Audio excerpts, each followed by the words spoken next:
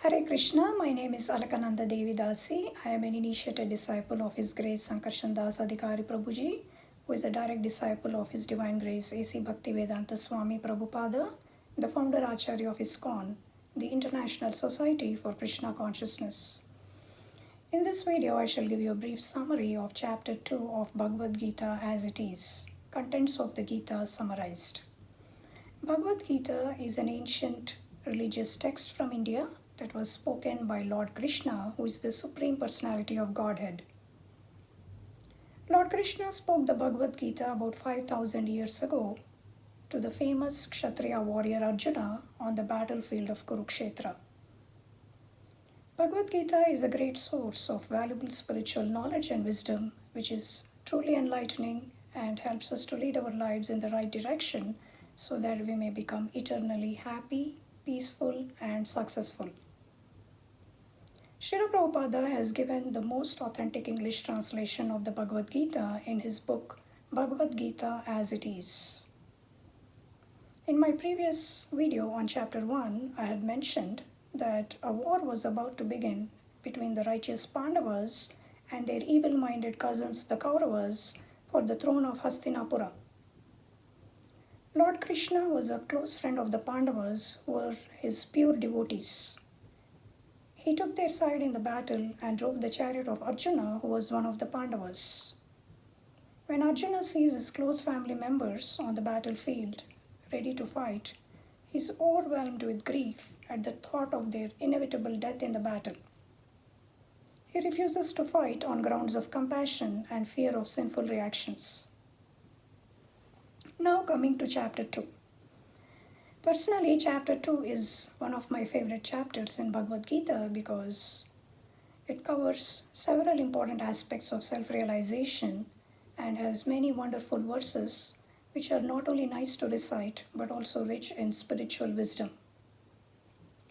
In his purport to the verse 2.1, Srila Prabhupada clearly explains the significance of the term Madhusudana used for Lord Krishna. Madhusudana means killer of the demon Madhu. Just as Lord Krishna killed the demon Madhu, he will now kill the demon of misunderstanding that had overtaken Arjuna on the battlefield. Arjuna was lamenting for the possible death of his relatives in the battle due to false bodily conception of life. The body is only a temporary covering or garment for the soul, which is the actual self.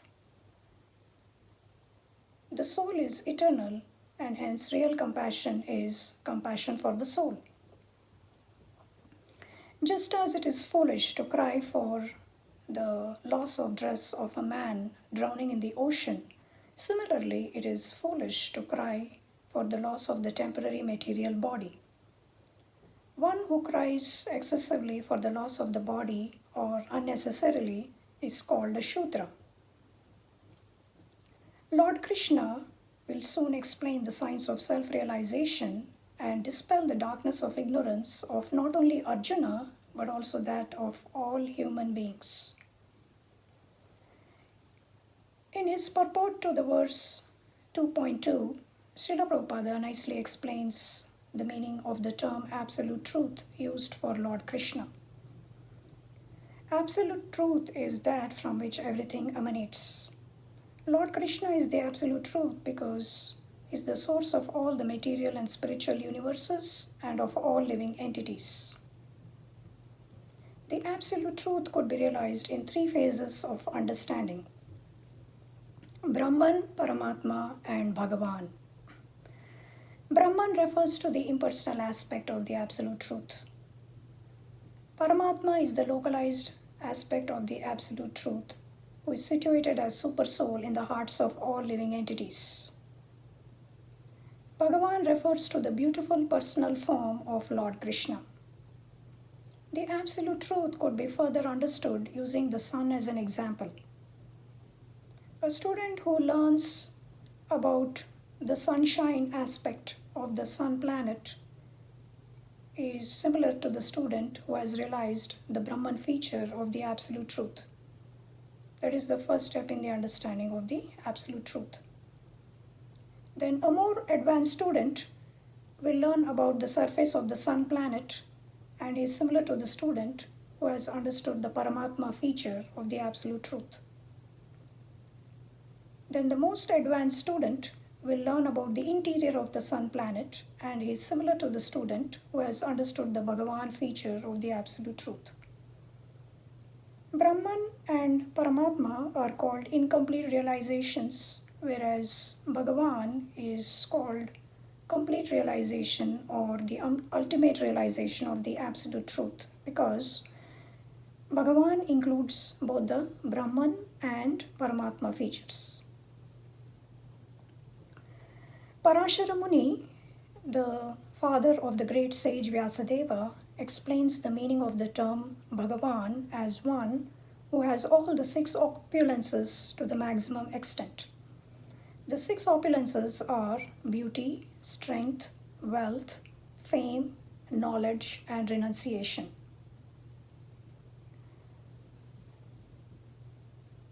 Lord Krishna expresses surprise that Arjuna is showing ignorance by feeling compassion for his relatives on the battlefield. He chastises him, saying that his behavior is not befitting that of an Aryan. An Aryan is a person who knows the value of life and follows a civilization based on spiritual realization. As a Kshatriya warrior, it was Arjuna's duty to fight in a righteous war to uphold dharma or justice. If he did not do his duty, he would incur sin and infamy.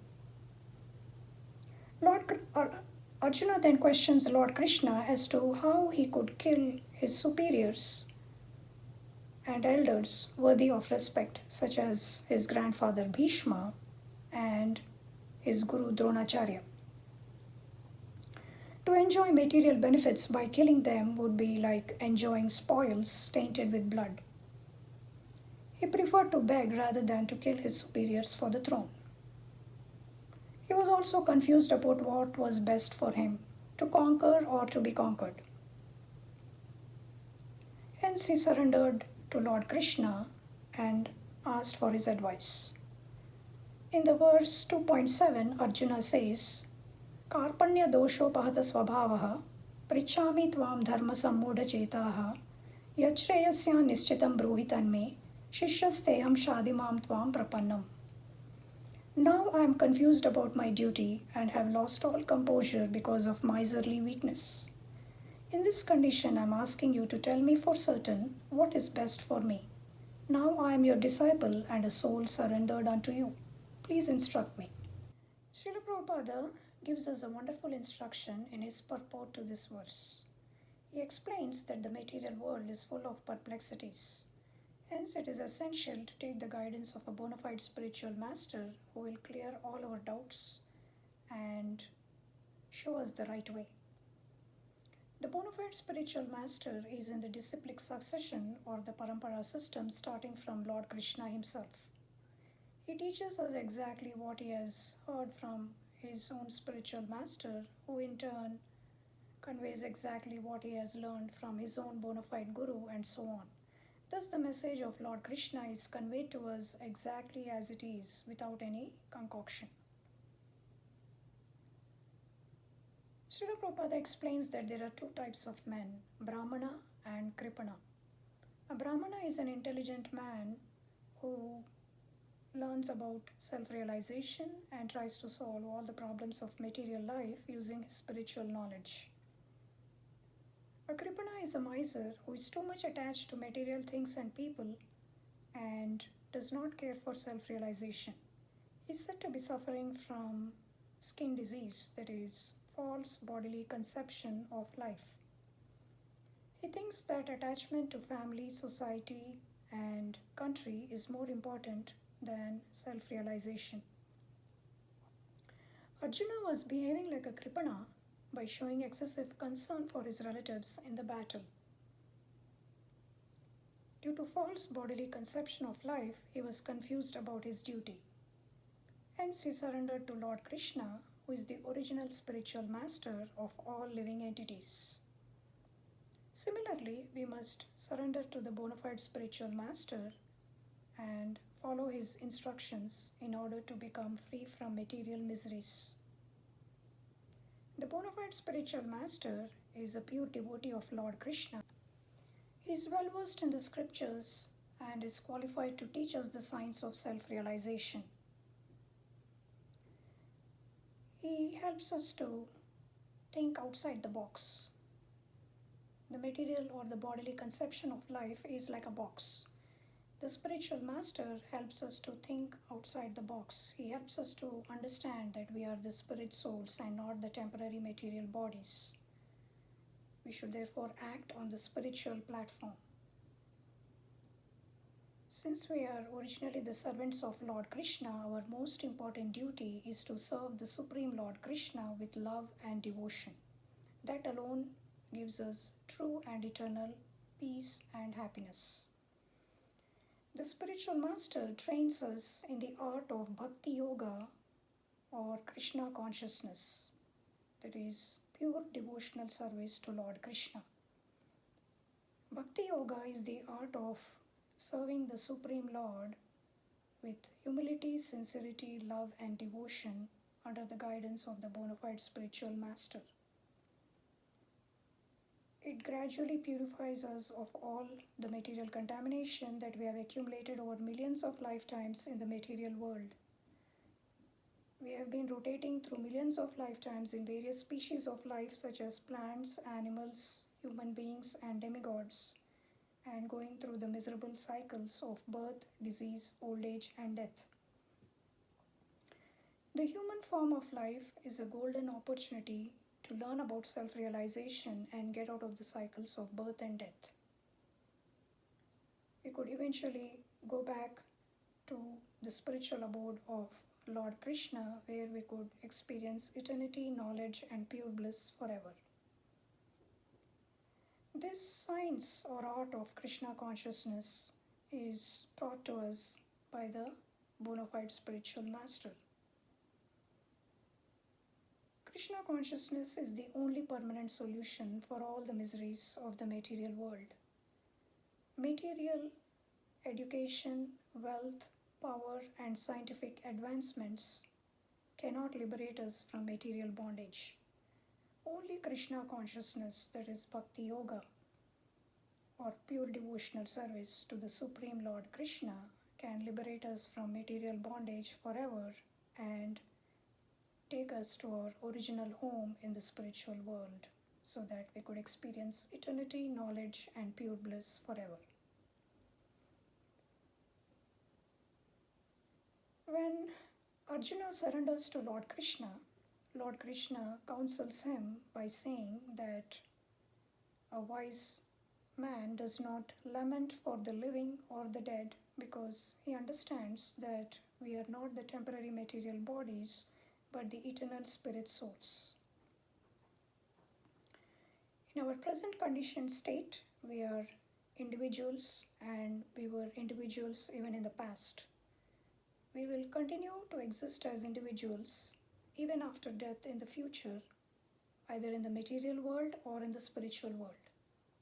Hence, there was no need for Arjuna to lament for the death of his relatives in the war. In his purport to the verse 2.12, Srila Prabhupada warns us not to follow the interpretations of Bhagavad Gita given by Mayavadi philosophers. The Mayavadi philosophers do not have a correct understanding of the absolute truth. They think that the absolute truth is impersonal and formless. They do not accept Lord Krishna as the Supreme Personality of Godhead and do not worship him. Srila Prabhupada gives a wonderful analogy in this connection. A non-devotee's approach to the teachings of Bhagavad Gita is similar to a bee trying to lick the honey from outside the honey bottle. It can never get the actual taste of the honey. The Supreme Lord Krishna is understood correctly only by his devotees who serve him sincerely with love and devotion. This is because the Supreme Lord reveals himself only to his devotees but not to the non-devotees. Hence, we must follow the interpretations of Bhagavad Gita given by a pure devotee of Lord Krishna, such as Srila Prabhupada. Then the next important verse is the verse 2.13, in which Lord Krishna explains to Arjuna that the temporary material body covering the soul undergoes several changes, such as growing from a child into a youth, then into an adult, old age, and finally it dies. After the death of the body, the soul accepts another body according to his past desires and actions. All these changes occur according to the laws of material nature and are beyond our control. Hence, we must remain calm and undisturbed by such changes. Such a sober person is called Dhira. Then, verse number 2.14 is very enlightening. Matra sparshastu kaunteya, shitoshna sukha dukadaha, agama paino nityas, tam sthiti kshasva bharata. O son of Kunti, the non-permanent appearance of happiness and distress and their disappearance in due course are similar to the appearance and disappearance of the winter and summer seasons. They arise from sense perception, O scion of Bharata, and one must learn to tolerate them without being disturbed. Here, Lord Krishna is explaining to Arjuna that just as the summer and winter seasons come and go every year, similarly, happiness and distress occur on and off in the material world. We must remain undisturbed by such changes and continue to do our duties sincerely in all circumstances. Doing our duty sincerely is our dharma or religion. If we neglect our duties, we incur sin and infamy. If we do our duties sincerely, we will be gradually promoted to the platform of spiritual knowledge. Only with the help of spiritual knowledge and devotional service, we could be liberated from the clutches of Maya or illusion. The use of the terms Kaunteya and Bharata in this verse for Arjuna is significant. Kaunteya means son of Kunti. Kunti was the sister of Vasudeva, who was Krishna's father. Bharata referred to Arjuna's lineage from his father's side. From both sides, he had a great heritage. Great heritage indicates great responsibility in the matter of discharging one's duties. Hence, Arjuna should not give up fighting in the war. Then, in the verses 2.17 to 2.25, Lord Krishna explains the nature of the soul. In the verse 2.20, Lord Krishna explains that the soul is a fragmental part and parcel of the Supreme Lord Krishna. It is qualitatively similar to the Lord. Since the Supreme Lord is unborn, eternal, ever-existing, and primeval, the soul has similar qualities. The soul does not kill anyone, nor can it be killed by anyone. The soul is eternal, but the body is temporary. Hence, the soul is more important than the body, and hence Arjuna must not lament for the loss of his relatives in the battle.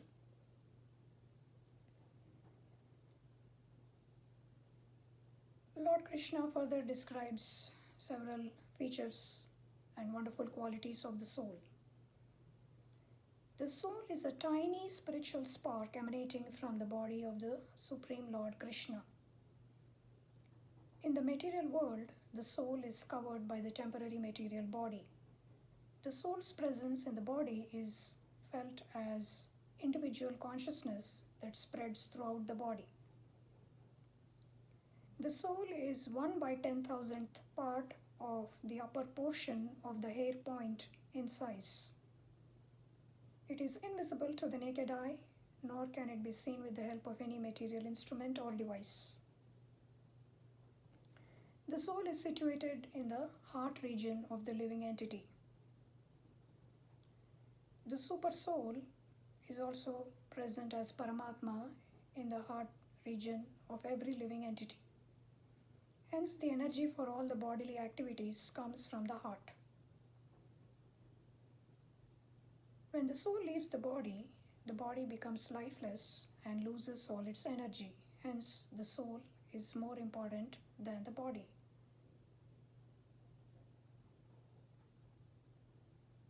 The soul is indestructible, eternal, and immeasurable, whereas the temporary material body is destructible and measurable. Then the other wonderful qualities of the soul are it cannot be destroyed or killed by any type of weapon, nor by water, air, or fire. The soul is described as Sarvagata, capable of existing everywhere, on the land, in the water, in the air, and even in fire. There are living entities even in the sun planet with suitable bodies to withstand extremely high temperatures. The soul is described as amazing because it is present in a tiny microbe as well as in the body of a huge animal such as an elephant. In the verse 2.22, Lord Krishna explains that just as a person discards old and useless garments and accepts new garments, similarly, the soul discards old and useless bodies and accepts a new body according to his previous actions and desires. The super soul, residing in the heart of every living entity, knows about his desires and therefore gives him a suitable body in the next birth so that he could fulfill his desires. According to scriptures such as the Shvetashvatara Upanishad, the soul and the super soul are compared to two friendly birds sitting on the same tree. One bird is enjoying the fruits of the tree, whereas the other bird is simply watching it. The soul is like the bird enjoying the fruits, whereas the super soul is the bird watching it. The soul is attracted to material energy, engages in material activities, and enjoys or suffers according to the law of karma. If he performs good actions, he gets good results and enjoys. If he performs bad actions, he gets bad results and suffers. This is in accordance with the law of karma. The super soul or Paramatma, on the other hand, is not attracted to material energy, does not engage in material activities, and is unaffected by the law of karma. Hence, the soul or the Jivatma is subordinate to the super soul or Paramatma and must take his guidance. Then he can become free from lamentation. Arjuna was the deluded soul who forgot his original identity and became confused about his duty due to false material conception of life. He therefore surrendered to Lord Krishna. If he takes instructions from the Supreme Soul, Lord Krishna, he will also become free from lamentation. In his purport to the verse 2.25, Srila Prabhupada explains that the presence of the soul cannot be experimentally proved by ordinary living entities like us because we are full of imperfections. Hence, we must take the authority of authentic Vedic scriptures as it is. The Vedas are the voice of God and hence perfect.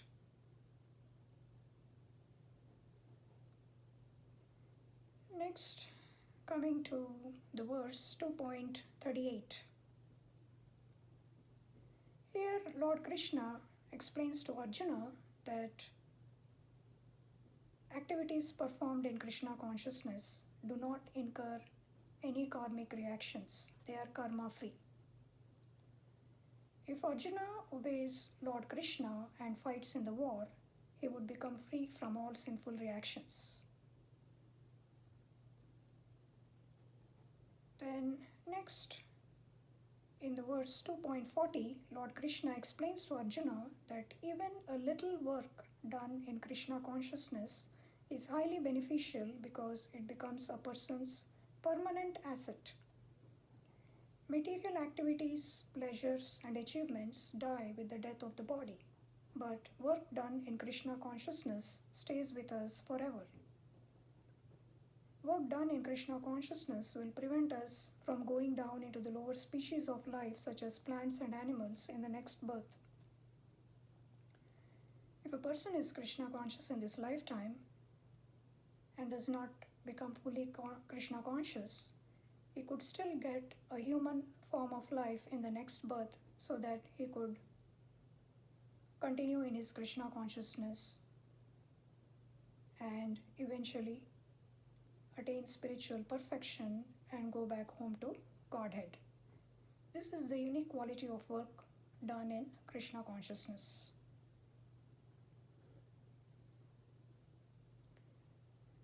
Then Srila Prabhupada explains in the subsequent verses that the strong and firm faith that by practicing Krishna consciousness one could attain the highest perfection of life is called Vyavasayatmika Buddhi. This is based on perfect knowledge. Vasudeva Sarvam Iti Sa Mahatma Sudurlabha. A Krishna conscious person is a rare soul who understands that Vasudeva or Lord Krishna is the cause of everything. Just as by watering the roots of a tree the entire tree gets nourished, similarly, simply by serving and pleasing the Supreme Lord Krishna, who is the root of all existence, one can satisfy all living entities. A Krishna conscious person therefore does not have any real obligation towards his family, society, or country. Just by performing pure devotional service to the Supreme Lord Krishna, he attains all spiritual perfection and could go back to the spiritual abode of the Lord to experience eternity, knowledge, and pure bliss forever. Lord Krishna also explains in this chapter that people of low intelligence are attracted to the flowery language of the Vedas and engage in fruitive activities mentioned in the Karma Kanda portion of the Vedas. They mainly desire temporary material benefits such as wealth, power, fame, position, spouse, children, and heavenly planets. All these benefits, including attainment of heavenly planets, are all temporary.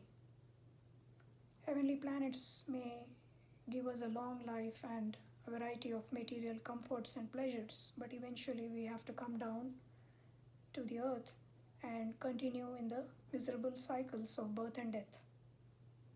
Hence, it is more intelligent and wise to practice Krishna consciousness, become completely purified of the material contamination, and get liberated from material bondage forever and continue our existence in the spiritual world where we actually belong.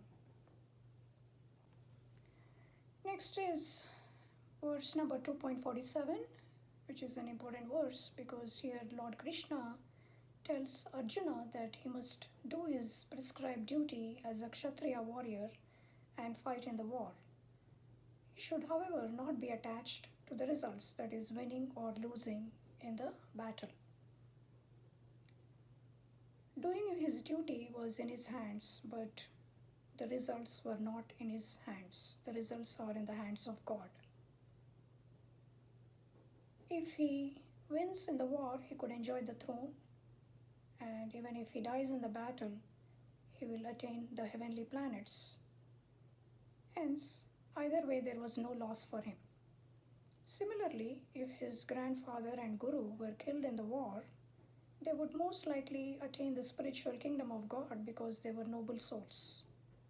They would at least attain the heavenly planets and enjoy a better life there. Hence, there was no need to lament for their death in the battle. In the verses 2.48 to 50, Lord Krishna advises Arjuna to work for him in yoga, that is, to fix his mind on him by controlling his senses.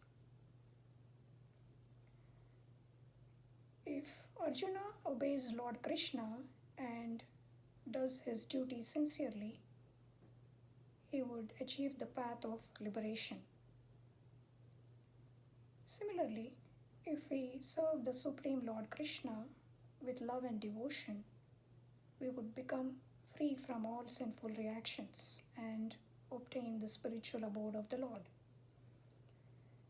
This message is an eye-opener that truly enlightens us. It dispels the darkness of ignorance that has trapped us in the false bodily conception of life for millions of lifetimes.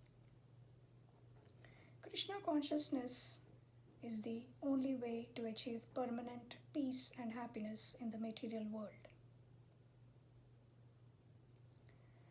Lord Krishna advises Arjuna to perform pure devotional service and attain the highest perfectional stage of yoga called samadhi or trance.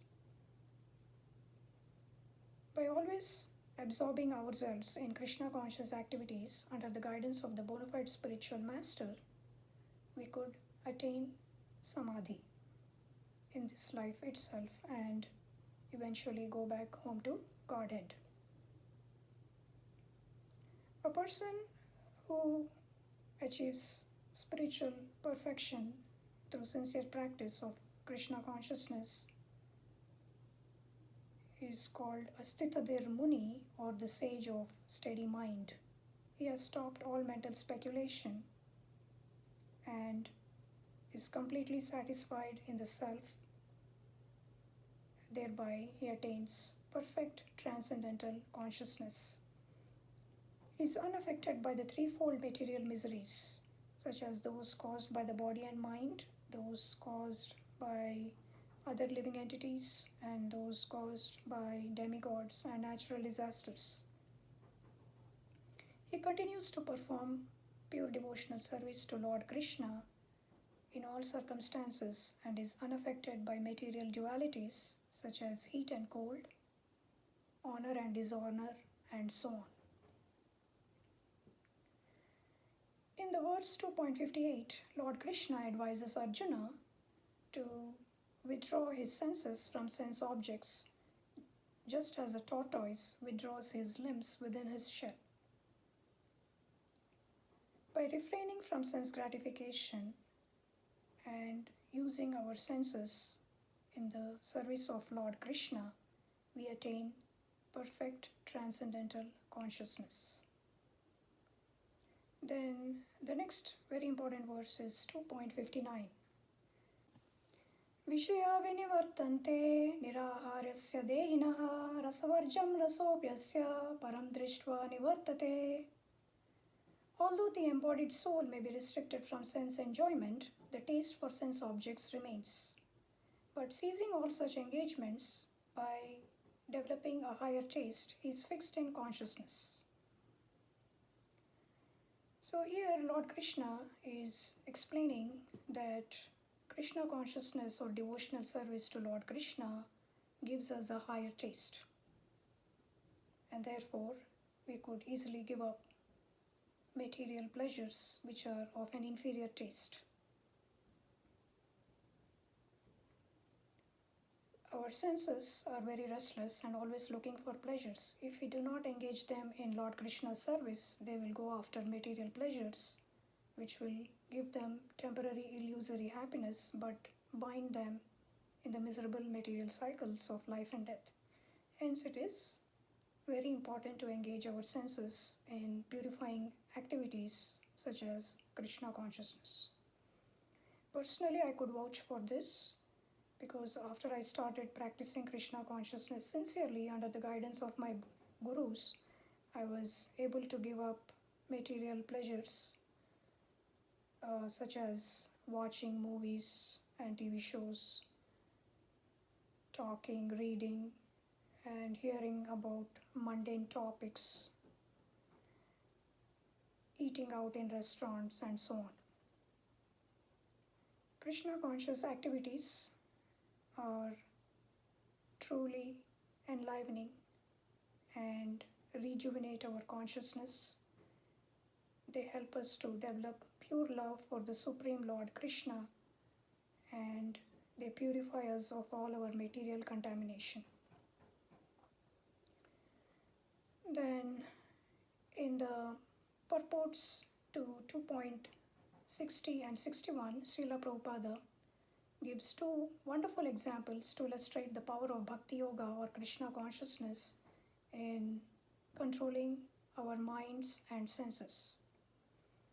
In the first example, he tells about sage Vishwamitra and the great devotee of Lord Krishna, Sri Yamunacharya. Vishwamitra was a great yogi who performed severe penances and austerities, but eventually fell for the charms of Menaka because he could not completely control his senses. On the other hand, the pure devotee of Lord Krishna, Sri Yamunacharya, was able to give up sex pleasures altogether by developing a higher taste for Krishna consciousness. He says, Yad avadhi mama chetah Krishna padaravinde navanava rasadhamni udyatam rantum ashit tadavadhi badanari sangame smaryamane bhavati mukhavikaraha shushtu nishtivanam cha. From this verse, what we could understand is, the exact translation is, since my mind has been engaged in the service of the lotus feet of Lord Krishna and I have been enjoying an ever new transcendental humor, whenever I think of sex life with a woman, my face at once turns from it and I spit at the thought. Hence, we could understand from this verse that Bhakti Yoga or Krishna consciousness is highly purifying. It eliminates all our selfish material desires and helps us to develop pure love for Lord Krishna. Pure love for Lord Krishna is completely satisfying and eternally blissful. Then the next example that Srila Prabhupada gives is that of Durvasa Muni and Maharaja Ambarish. Durvasa Muni was a great yogi who was short-tempered and insulted Maharaja Ambarish in many ways. Maharaja Ambarish was a pure devotee of Lord Krishna who remained calm and respectful towards Durvasa Muni despite the insults. He attained spiritual perfection by using his body, mind, and senses in the service of Lord Krishna. He fixed his mind on the lotus feet of the Lord. He used his eyes to see the beautiful deity form of the Lord, his words to describe the abode of the Lord, his ears to hear about the glories and pastimes of the Lord, his nose to smell the flowers offered to the Lord, his tongue to taste the tulsi leaves offered to the Lord, his body to touch a devotee of the Lord, his hands to clean the temple, his legs to walk to the temple, his head to offer obeisances to the Lord, and his desires in fulfilling the desires of the Lord. He was thus able to attain spiritual perfection through the sincere practice of Krishna consciousness and was hence able to tolerate all the insults that were hurled at him. So we could understand that devotional service is like a blazing fire that can burn up all the desires and impurities in the heart. In the verses 2.62 to 63, Lord Krishna explains how uncontrolled senses can lead to spiritual fall down. First, the mind contemplates on sense objects and develops attachment to them. then the mind develops lusty desires for material pleasures. Despite indulging in material pleasures, lust is not satisfied. Unsatisfied lust leads to anger and frustration. If anger is uncontrolled, it leads to delusion and bewilderment of memory. Finally, intelligence is lost and the person falls down into the material pool. Only by the strict practice of Krishna consciousness, one could become free of lusty desires and control his mind and senses perfectly. The practice of Krishna consciousness involves chanting at least 16 rounds of the Hare Krishna Maha Mantra on the japa beads daily and following the 4 regulative principles strictly. They are no meat eating, no illicit sex, no gambling, and no intoxication. All these activities purify us and gradually help us to develop pure love of the Supreme Lord Krishna. And they liberate us eventually from material bondage. Hence, they are called regulative principles of freedom. Next very important verse is verse number 2.70. Apuryamanam achala pratishtam samudram apah pravishanti yadvat tadvat kamayam pravishanti sarve sashantim apnoti na kamakami. A person who is not disturbed by the incessant flow of desires that enter like rivers into the ocean, which is ever being filled but is always still, can alone achieve peace, and not the man who tries to satisfy such desires.